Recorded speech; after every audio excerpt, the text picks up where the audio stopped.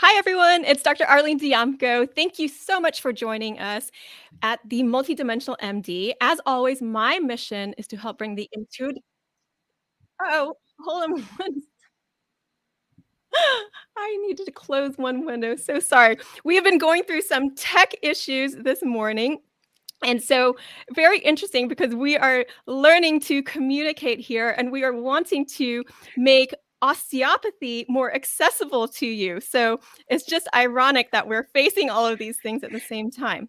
But as I was saying, my mission is to bring the intuitive aspects of health back to medicine in practical and tangible ways so that you can access more peace, love, and healing in your everyday lives and deeper healing. So, here I have with us today Dr. Ryan Christensen, and we met at the Osteopathic Cranial Academy Pediatric Osteopathy course in San Diego last weekend. And the amazing thing was that we had known each other just via social media, and I had seen his Stillwater's osteopathy, and I'd seen his post, and I was like, "Oh, this guy is so amazing. He speaks the same language of osteopathy that I do."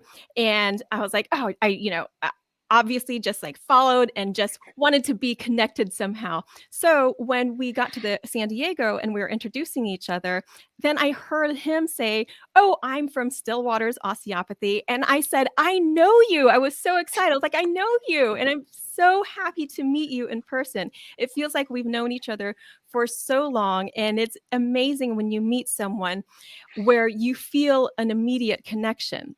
And so that's why I have Dr. Ryan Christensen here with us today to talk about osteopathy. And so, Ryan, I'm going to let you introduce yourself. But before we do that, I did just want to take a moment because there is so much chaos going on in the world. And honestly, there is always so much going on in the world, and in the last few years, it's really heightened in terms of our awareness coming up to our consciousness. And so I didn't want to just dive in without acknowledging that, because in order to address all of these things that are going on, we really need to address ourselves. We need to be kind to ourselves so that we can be kind to others. We need to love ourselves so that we can love others. We cannot address any of these conflicts from a fear-based perspective. We have to start from love. Is the only way that we are going to be able to move through it and move forward. So um, I'm just going to take a moment just to say, like, please, please be kind to yourself. Be kind to the people around you. Love yourself so that you can love others. And peace starts from within. So just take that moment and really feel that within yourself. So we'll just take like a nice big breath there.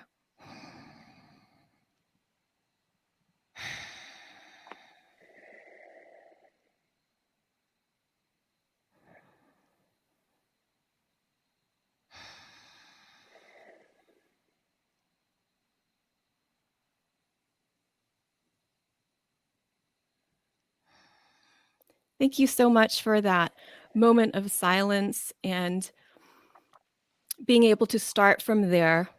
The still waters, like Ryan says, Dr. Ryan says. So, Ryan, thank you so much for being here. And Thank you so much for having me, yeah, I Dr. want to give you the Diamco. opportunity to introduce yourself, to let people get to know you. Absolutely. Well, thank you so much, and good morning, everyone.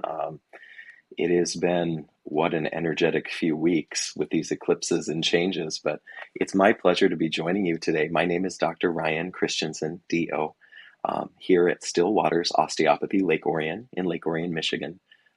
Our practice here, similar to All the World's Health, um, and we are an integrative osteopathic practice focusing on hands-on traditional osteopathy. I am a recovering residency program director in family medicine, trained in combined family and emergency medicine, and I'm really excited to help folks find all of the non-pharmaceutical, energetic, and safe healing modalities that unlock your own potential for healing. And Dr. Diamco and I really connected, especially around pediatrics, because one of our teachers, Dr. Sutherland, as he says, as the twig is bent, so grows the tree. So it's all about love and intention, and it's just a wonderful morning to be able to spend some time with you. So thank you for having me. Thank you, Ryan. And I know you have so much going on, and your practice is opening. The grand opening is next week, is it? Yeah, thank you for asking. Next week on Friday, October 27th, at our Luna studio, which you're seeing in the background on Lapeer Road in Lake Orion, Michigan. Stay tuned to our socials. We'd love to have you come out. We're going to be having some treatment demonstrations and some really wonderful opportunities. That's so great. So today I thought that we would go through for everyone a bit more about osteopathy, how osteopathy got started, the four tenets of osteopathy, but explained in our way as well so that people Yeah. can understand them. And then our styles of osteopathy, like how we're integrating osteopathy with energy medicine and other things, and then exercises that you can do at home. So let's start with like how osteopathy got started. And you want to say something? I love this story. Well, this guy Yeah. behind me, Dr. Andrew Taylor Still, was the founder of osteopathy, and this man, he was a trip. I really connect with Dr. Still because he was a bit of a game changer. And he says April of 1874, he flung the banner of osteopathy. And Dr. Still actually came to this out of tragedy. Hmm. Um, a lot of his children and his wife passed from spinal meningitis in the pre-antibiotic era, and he cried out to God for help. And osteopathy came to him like a vision, almost like a Pentecost that you see in the Bible, like a dispensation, really. And so when he wrote this down, it almost feels like a channel as we look back on this. But he laid out this philosophy of healing based on these tenets, and started to work with his hands. And this predated chiropractic, which is fascinating to me, understanding some of those histories. And we learned actually that DOs in their first class was half women in his Hmm. class in 1892. So there's a lot of really beautiful aspects of osteopathy that I'm excited to share. And really, it comes down to osteopathy is the hands-on, non-drug mechanical way to help the body's physiology optimize itself. A.T. Still was known as a lightning bone setter, which was a really cool business card, I think. Hmm. Well, it's neat to think that your body is making so many different chemicals, natural chemicals on its own. And so if the physiology is working well, then you have access to your own medicines within you that are naturally created. And I love that story of AT Still. So this is around 1892. And it is interesting to see how something really beautiful can be born out of tragedy, but he really did have to go inward and trust in the stillness and trust in spirit and somehow be guided to a a more effective way to treat, because that's what he was really frustrated with. I mean, his whole family had died, and he was a physician, and he felt helpless. He didn't know what to do, and so he asked for help and asked for a better way to be able to address illness. And so that's how osteopathy was, quote, born. Because to me, when you are coming across a truth or discovering more about nature, it's not like it was really born. It was always there. It was somehow he came across it and was able to put it in a way to teach physicians. So he was AT Still was really an MD, but then he Yeah, created Civil War. osteopathy. Hmm. A Civil War MD and son of a Methodist minister. He was in Kansas during that time and seeing a lot of death. And he also had dear friends that were Native. So there's a lot Hmm. of traditions that come from Native Americans.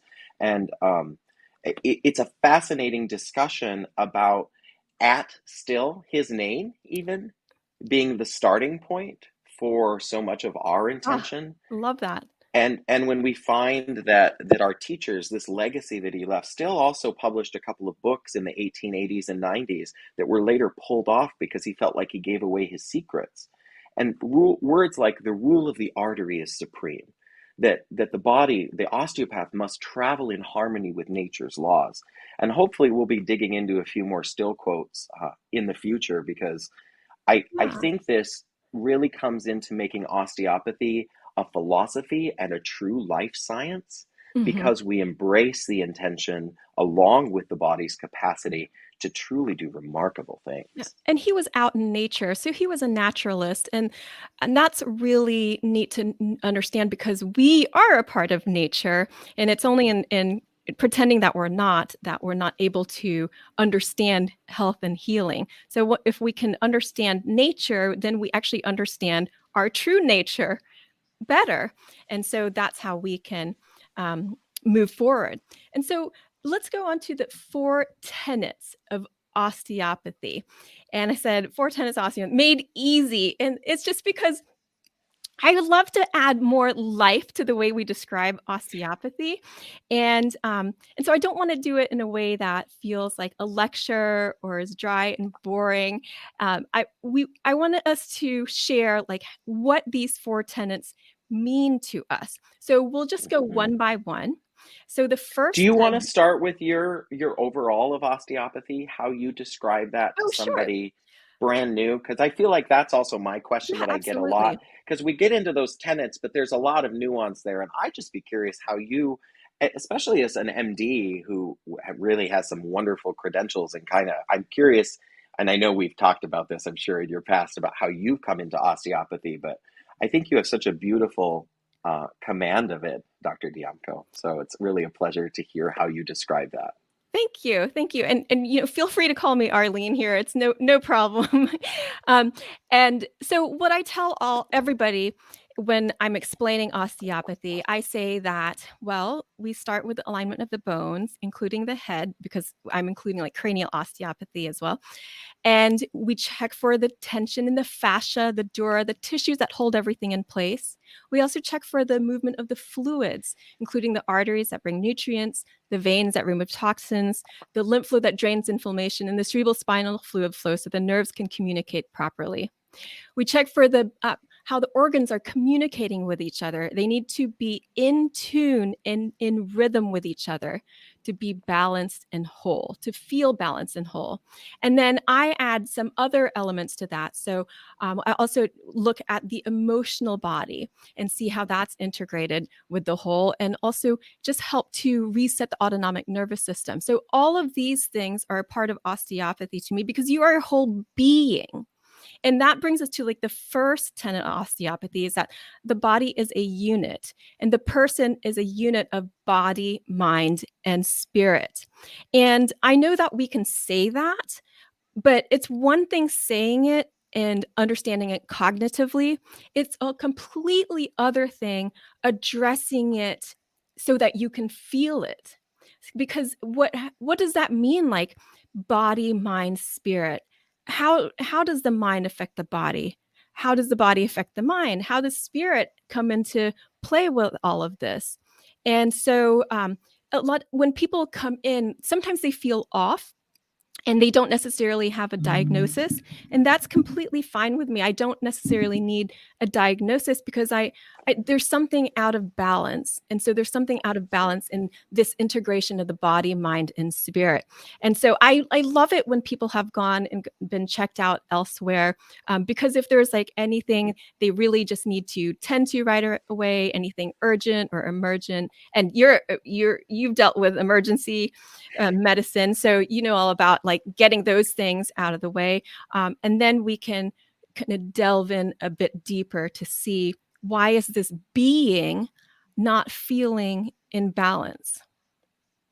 Yeah, absolutely. And that's such a beautiful description of what we're starting to learn, I think, with modern science from the work of Bessel van der Kolk, the body keeps the score, the polyvagal theory, and the way that our body comes is we're finding modern science that's validating these ideas of Dr. Still from over 100 years ago at this point, like 140 years. So it's really exciting to start to see how we're really coming into the next chapter, I think, with osteopathy. And that first tenet, the body as a unit, reminds me that in nothing is everything, and in everything is nothing. And that we are one complete whole, as that osteopathy, the big O that I speak of, is really oneness. Because if Mhm. we are focusing on the body as a bunch of Mhm. different parts that we have to tinker with, which sometimes is what our treatments can look like from the outside, it misses a lot of the beauty in that we're kind of acting like the orchestra conductor. So we're not necessarily playing your instrument, but we're helping kind of with the downbeat. Like, can we get your whole body organized together as one, through all those dimensions that Arlene covered, the fascia, the fluids, because when we look at any one microscopic piece, right, we'll put on our cute glasses, we can sometimes get such laser vision that we forget the person in front of us. And Mhm. what I learned about my osteopathic mentors is it was never about a case in that room, or it was never about the heart attack in room 4. It was about Mrs. Jones, who had come in for chest pain and happened to have a myocardial infarction, because you're not your diagnosis. And I think that's something that we get really caught up in, with the modern medicalized establishment, is forgetting that you are a whole person with love and dreams and goals and aspirations. And oftentimes, when we're accessing care and we're dealing with challenges in our bodies, it starts with how we started our life today, which is self kindness and self compassion. And I think when you can see the whole of it, as above, so below, and what Dr. Still is talking about is that, and we see it when we treat kids as well, is that we're actually treating the whole family, because so much is organized around the children. Really, we start to have to look into systems like nature. And it's such a beautiful whole. Mhm. I'm not sure why you'd want to go so microscopic in while losing that sense of it. But I think Mhm. that's a duality that we're all challenged by. Well, in even in the microscopics, the whole universe, because that word oneness, I mean, we are microscopic compared to the universe, multiverse, whatever you wanna call it, and I think that keeping that grander view is really important too, especially you see what's going on in the world and realizing that you're a part of the fabric of the oneness, and so just even even knowing that how you move through the world, how you think, how you act, even though even if you're by yourself, you might not think that it's doing anything. You are part of this greater oneness. And so you are a That's right. part of the health of the universe, no matter how small you might feel. And and that's also very empowering because to know that you have your own universe of your being and you're part of the greater universe. So that's that oneness. And then that takes us to the second tenet is that the body is capable of self-regulation, self-healing, and self-maintenance. So what does that mean to you? I just think it's amazing that that tenet transitions so beautifully in, because when you honor the wholeness of the being, then you start to realize that it has its natural pharmacy, that each life, each tree, each plant, each flower, each human has those same gifts, right, of vitality. And when we start to see that self-healing, self-regulating mechanism, we have the most amazing pharmacy in our brains. And this, for me, is about the placebo effect. Like, we know 80% of the time the placebo effect works when people feel cared for, when they have a relationship. And that goes back thousands of years. Even a Hippocrates quote, like, medicine is entertaining the patient while nature cures the disease. Mhm, And mhm, I think we're starting to get back to that, where we realize that doing less is doing more, and sometimes not intervening. One of the best lectures we had this weekend really summed it up for me with Dr. Miko Sorrell. Um, Miko spoke on how catarrh, or like an upper respiratory infection, is the acute inflammation that we sometimes reach for antibiotics or other things, but really we need rest and self-care, and rest for a couple of days, because I think part of this is our body can self-heal if we give it the tools. And I think Mhm. that's why a lot of people don't have the results that some of these traditional osteopaths had, who were spending time in nature, who were disconnected from a lot of the toxins and the things that we're Mhm. facing now. But honoring the body in every stage can reactivate the innate healing potential, because you're always healing and building as long as you're living and breathing. And that to me is a miracle. It's an absolute miracle. And when I remember that and I have hope in the health of the mechanism, that's the other last thing I want to make sure we cover in osteopathy, is that it's a complement. And when you honor this, the medicines that we might have to prescribe work better. You recover from illnesses faster. I mean, including the side effects of surgery if you need that, because we're not here to vilify any approach. We're all trying to Mhm. get healthy. Mhm. But the body has a natural tendency there. And for me, that second tenet is like, hey, you're going to bring your best instrument to play in the orchestra, and you're going to tune it, and you're going to make sure that you're bowing it perfectly to get that beautiful sound.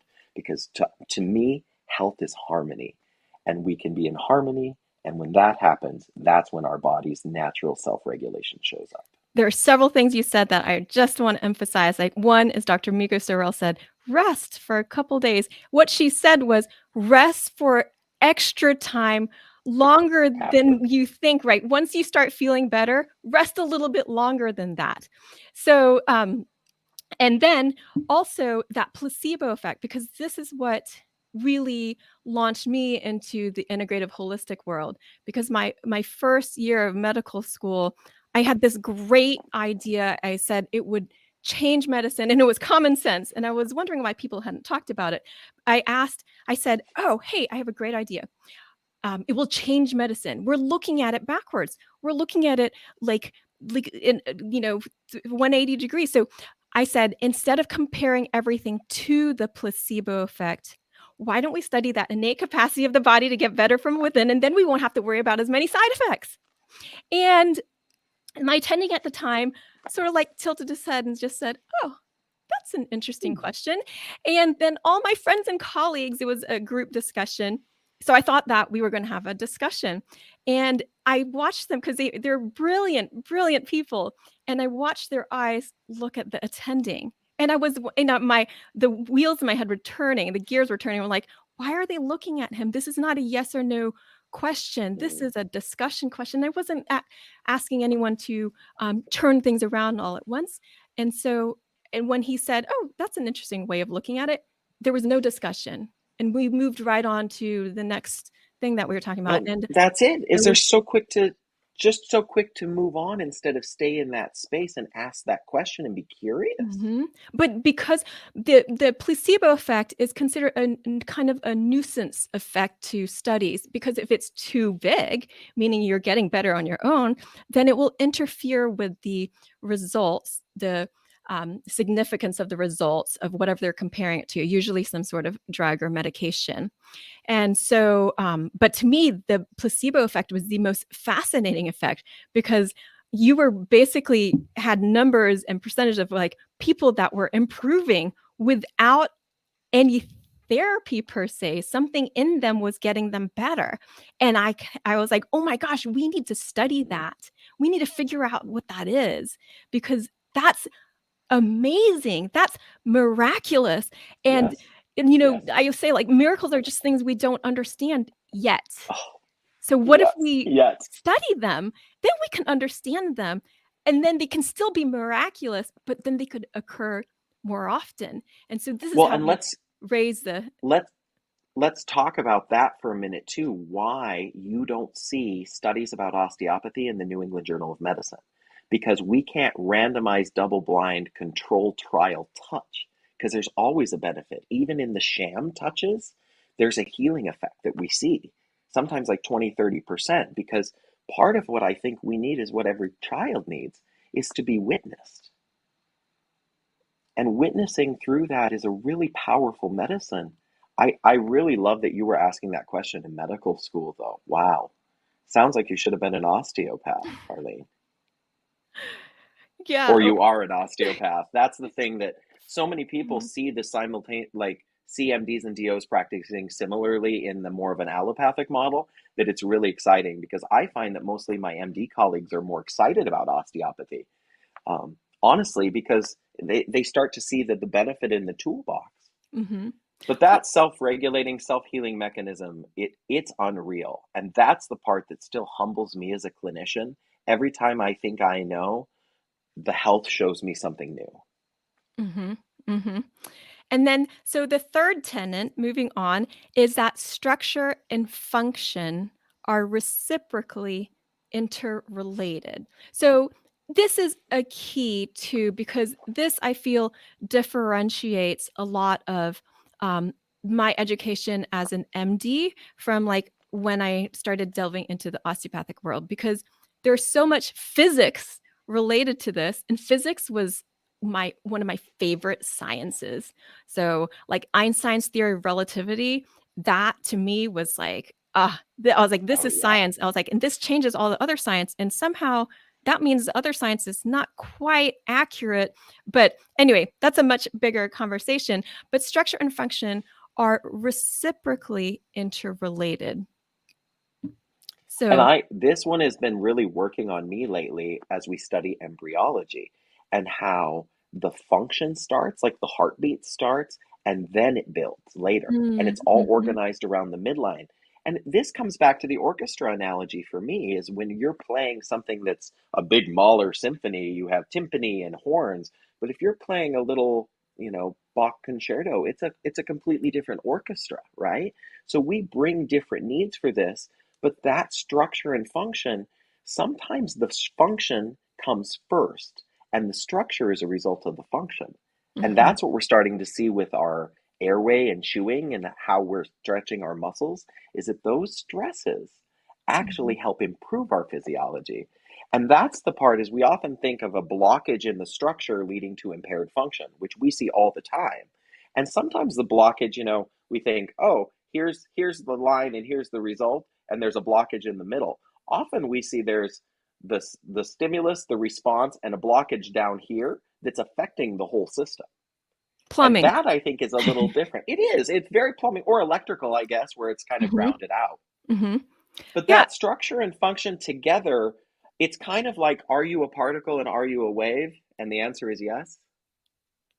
Well, a simple way to kind of understand that structure and function is, I mean, if you were to like curl yourself in, because this is what happens when you get stressed, your body curls in, and then breathe like that, kind of like exaggerated and curled in. And then if you were to kind of like uncurl yourself, open up your wings and then breathe like that and see how that feels. And this is something that I've seen especially through the pandemic, because people were so Mm. stressed and then it was affecting their heart. So they were getting palpitations or arrhythmias, and they would go to the cardiologist, and the cardiologist wouldn't necessarily find anything to treat, which is a great thing, but they were still feeling not right. They were feeling off balance. So this is where it's like structure and function are related. So it's that anatomy. If things are crunched in, the physiology can't work as well. And that's why those people that I think are looking for a different healthcare solution should remember this tenet, because when they feel the structure, and I'm a big proponent that you're the expert in your own body, that Dr. Arlene and I are experts in the medicine, but that we're here to be of service. And I think Mhm, that's really the biggest thing about osteopathy in this way, is that we are in service to the physiology, and that structure and function. We're not trying to adjust people to be straight. Or to, like, alignment is not necessarily the primary focus, it's more motion. mhm. Motion, yes, is life. And this takes us to the fourth tenet of osteopathy. Rational treatment is based upon an understanding of the basic principles of body as a unit, self regulation, and the interrelationship of structure and function. So we are looking at the first three tenets: the body as a unit, that it is has a self-healing mechanism, and structure and function are related. And then you base your treatment on that. So it gives you a much bigger picture and way to approach health and healing than what I was taught in regular allopathic medicine, which is MD school. And nowadays, like people are coming together, like the MDs and Ds are coming together. And so hopefully working in a more collaborative way and sharing That's their right. knowledge so that we can together like raise that bar of health and healing. Because to me, it's not about being competitive with each other. How could you That's be right. competitive about health? It doesn't make any sense, but that's how I That's thought right. about health. I know in medicine. And then, Run the race. Yeah, I'll right. beat you. But then when Absolutely. we I'm going got to started, vanquish cancer. Yeah. yeah, it Mhm. was when I started my training, I realized I was like, oh my gosh, it's just as political and competitive as any other field. And I thought that this was um, a field where everyone really worked together and collaborated and shared. And if we actually did that more uniformly and worked in harmony with each other, then we have the tools to do so much more, to help people so much more, to help people feel better in a way that affects their whole being. So it's not that their labs are just good, it's like they feel alive. Feel good. Yes. Yeah. And that structure, that's what I worked with great DOs and MDs starting in an ER tech in rural Montana and as an EMT basic. And I realized the doctors with the DOs after their names talked nicer to me is actually honestly how I found out about this. And I kind of came stumbling into this where I was treated and it changed my whole life and had head injuries as a kid.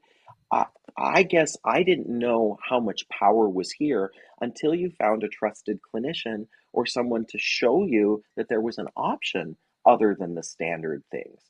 And what I really love is when you ask a DO, what did you do for that patient? The answer is nothing. I helped them find their own health. They did all the work, they did all the healing. I just get to sit here and look cute because it's not about me as the clinician during your treatment or during your osteopathic experience. I'm praying to be of service and I'm letting my hands guide, and we're following the tide of truth into your healing and how we can complement and augment that in a positive way. And it's different for each person. That's why this Yeah. is such a personalized and a beautiful experience. And in the skilled hands of folks that are here to help your physiology learn to trust again. I think we talked some about this with the emotional stuff and this integrating osteopathy, or as my teachers like to call it, the expanding Mhm. osteopathic concept. Yes, yes. Because it's still being revealed. And that potency, that vitality, that life force, ooh, it's powerful. How do Mhm. you integrate that, Arlene? I mean, I love how you explain it because I don't really separate all of these different healing I don't modalities, I don't even think of them as modalities, I just think of Yeah, one healing, and what you said that we're here of service, and it's really the person, the being that is getting better, with some assistance, and what I see in terms of, like, that more expanded view is that I'm assisting so that they can see their true nature, their true essence, and that is mm, always healthy. That is always in balance. It's that light within you, that spark within you. It's when you feel most like yourself, free to express and be in the world. That is you living your truth, and the more that we can help you access your own truth and your own essence, then you'll be able to access more health because you always have it within you. It's a matter of it being expressed more fully. So, and in health can mean so much. So, because I mm, see autistic kids and kids with cerebral palsy that you might look at them like the kids with cerebral palsy, that they're more crumpled up looking or something is not right with their musculoskeletal system and their nervous system. And then the same with the autistic kids that are on the spectrum. They are not neurotypical, but these kids, like almost always, there's just something. I mean, I would say always there is something so beautiful within that's them. right. If you felt the essence of their being, they are these old wise philosophers, and they are all love and acceptance. And it's like they're here to share that essence and feeling with us. but they came in this different package in a way to be able to express that more. There's so much that we To could say teach us about how to that. love, to teach us how to love too. I think the more that I'm learning, it's leaning into the suffering as a lesson, as an opening for an opportunity for us to choose a different response. Because getting to this energy, like you're talking, it's neither created nor destroyed. We know the quantum balance of we can split particles, send them to other sides of the universe, and you do something to one, and the other one shows up the same thing, like the same stimulus. There's an amazing connection of this, and you're right on there. Is that judgment that we would like to say based on ability or again, whatever, nationality, race, religion, sex, gender, all of the otherings, all of the dualisms, light, dark, black, white, let's add a third principle. Let's go non-dual, and let's take this out and say, where is the energy stuck? Where is it not moving? Because I think we're constantly receiving that flow from the universe, from the geometry of divinity, from whatever concept of the divine that everyone is bringing. And I think that's so beautiful Mm-hmm. that place that we can start is one of mutuality. But I like we started our visit today too, that violence out reflects violence within. So I still think the most important work we do is learning how to love ourselves as the divine loves us, with that perfection that you look into a baby, a child, the eyes of a lover. It's an intimacy that is so, so powerful. I remember one of my kids said that about my youngest when she was a baby. She said, "Look, she loves everybody, even bad people," which which was a really funny way to put it. I mean, I don't like to split people like that, but Mhm. she's like recognized she loves everybody. And so we were born into the world like that, with this ability to love, and that is our true nature, that is our essence. And so in our courses and in our And that's what teaching. we found with our teachers too, is Mhm. that they were the embodiment of this love, not in a guru way, but in a sense of, hey, let me show you a new view that you may not have understood or seen before, and you can try it out for yourself. Because love isn't possession either. It's a curiosity, it's sharing. And I really appreciate the opportunity to be able to share in this wonderful conversation. Where do you think the frontier is going? This mind, body, and the energy stuff? I'm so excited to take your course on the energy Oh, I can't wait for you of to do it. Yes. emotions. Well, Oh, we're teaching, so Dr. Jim Gatos and I are teaching people how other osteopaths, how to feel the emotional body and how to integrate that with their approach in whatever specialty and background that they have, just as they would the physical aspects, that bone, the fluid, the membrane, but to add this other dimension to it so that they can get more depth and efficiency in their healing. And everyone that's taking it so far, we can really see that. And so we're doing that with the Dig On series of osteopathic okay. courses, and it's exploring osteopathy, exploring consciousness through osteopathy. And so where do I see everything going? It is really with like that expanding consciousness, which is that love, awareness of your soul, and infusing that with consciousness, like purposely infusing that into everything that we do, everything that we think, that we feel, that we our actions, everything, so that it is a reflection of that. And what a beautiful world it could be if we really did that. And you can imagine how much more access we would have to healing. And so I'm Intention, working. breath, and love. Yeah. That's it. Yeah.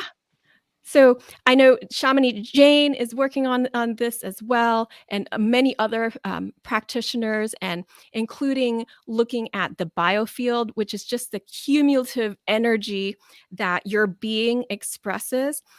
We have our heart rate, we have our breathing rate, but we also have this electromagnetic field that is so big and beautiful.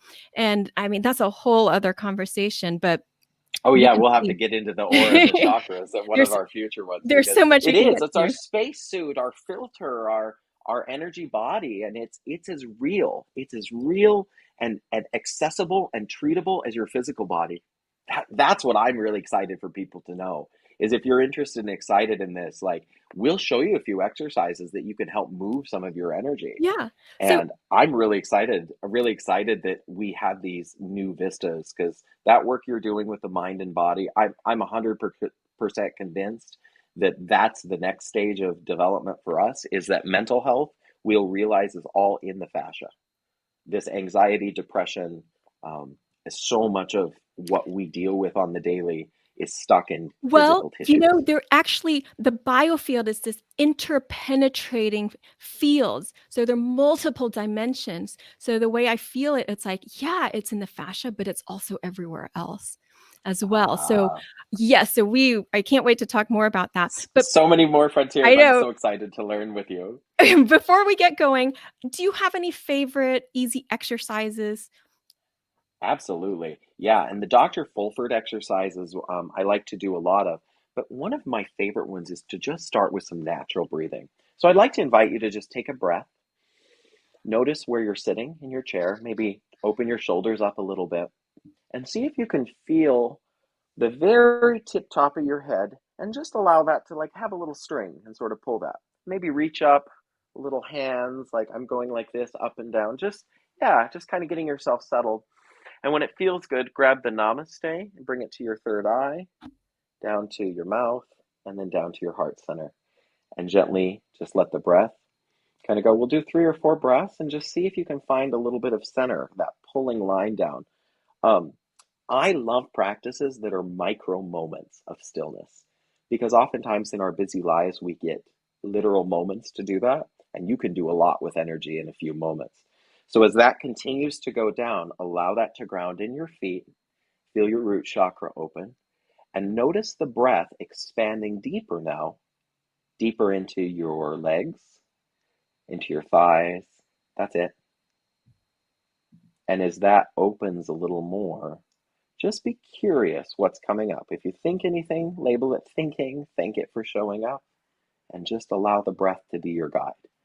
This is a doorway into contemplation, into mindfulness, into any practice that will take you to this next level of consciousness that Dr. Arlene and I are chatting about, because we have to start where we are. And one of the most important things is your breath is the key gateway between modulating your physiology with your intention.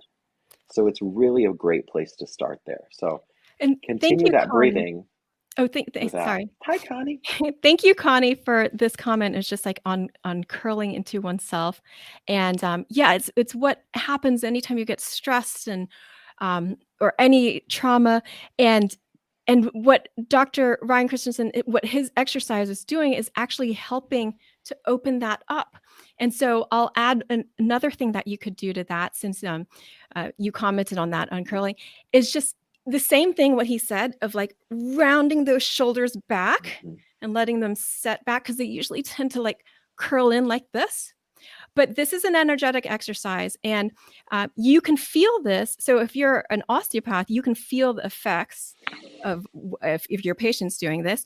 So imagine if you had wings, where would they sprout out from your back? Any kind of wings that you would like: angel, fairy, dragonfly, bird. It can be any color. Let them sprout, and then imagine them expanding symmetrically, nice and big on either side. Mm, And then that just feels really breathe nice. into that and feel like, just using your imagination, that it expands so much in your physical body. So usually you can like feel more, just like you can get more air in, you can feel your shoulders feel more supported. It opens up the front of the heart as well as the back of the heart. Your love can circle back around to yourself. And it's just a really easy, beautiful, simple exercise that you can do. And Claire, thank you so much. Thanks for being here Thank you, with Claire. Great to see you. Oh my gosh. Now we have to do the connecting heaven and earth. This is an Eden energy medicine that helps with the joints. So I'm going to zoom out just a little bit and show you here from the studio. So I'm going to do this from standing. And as you breathe in, you're going to reach up and palm up to the ceiling and your opposite hand palm down. And as you breathe in, you look upwards, extending, and turn your head, pushing downwards. So you're pushing apart as you breathe in and out. And then we come back to neutral, take a breath, and then we'll trade the other side. Left hand up, right hand down, big breath in, and back to center. Perfect. Let's try that one more time. Both hands. Breathe in, reaching upwards. Turn your head down, blowing out. Back to neutral.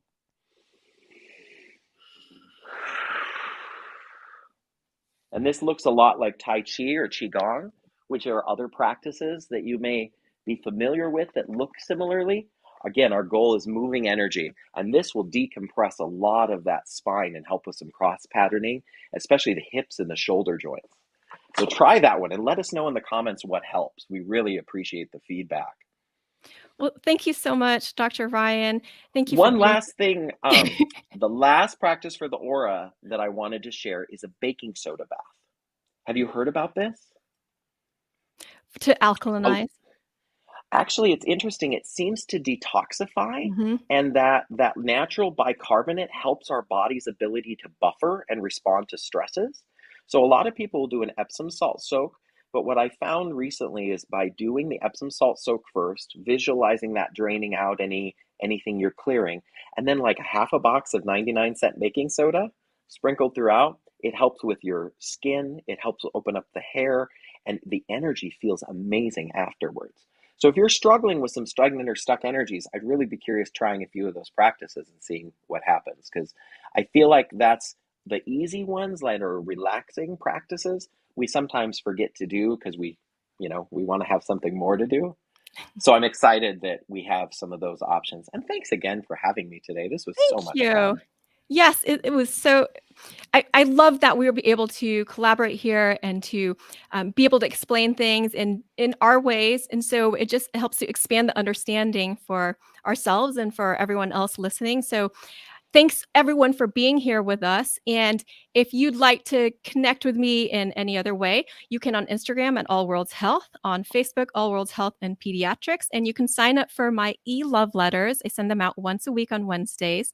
That's at allworldshealth.com. And Dr. Ryan, how can people connect with you? Great. Thank you so much.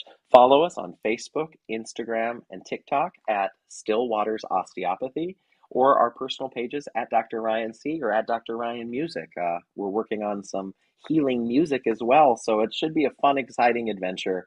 And we're really excited to welcome people for our grand opening. So if you're in the Michigan area, reach out, and we've got some really cool introductory osteopathic specials right now for new pediatric and adult patients, $100 for kiddos and $200 for adults to come try out and experience this. It's really exciting. So looking forward to seeing everyone soon. And thanks for spending the day with us. It was really lovely. Oh, one last announcement because it's getting so close. I have a new book coming out. It's called I Am Intuitive, a multidimensional guide to embrace your inner light. The book cover is almost ready. We are working on the final edits. And so I'm crossing my fingers it gets out by the end of the year, but all in divine timing. I know these things can take longer than I think initially, but thank you everyone for your support with all of that as well. So stay tuned with that. And I believe in you. So I hope that you believe in you too. And thank you everyone for being here. Claire, thank you for your presence. And yes, with the Casey Center, I do a lot of work with Edgar Casey's Association for Research and Enlightenment. And Lori, thank you so much for being here too. Lori, thank you for joining us. Really great to Everyone, see all it's of you and live. It just gives us so much energy.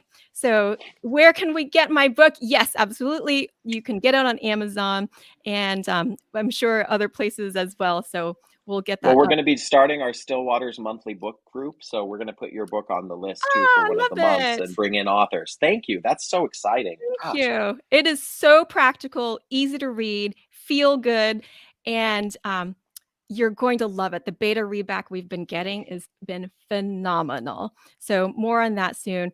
Dr. Ryan, thank you for being here. Or Dr. Christensen, Ryan. I go by Dr. Ryan a lot because people kind of forget, and it's wonderful to be in community with you. Thank you for everyone listening today and for sharing some of this with us. It's just really a wonderful vista for us to be. And please keep trusting yourself and your own health. You know better than any other expert, and we're excited to help you find your health. Absolutely. Take care. I'll see you next time on another episode of the Multidimensional MD, Wednesdays around 11 ish. Bye.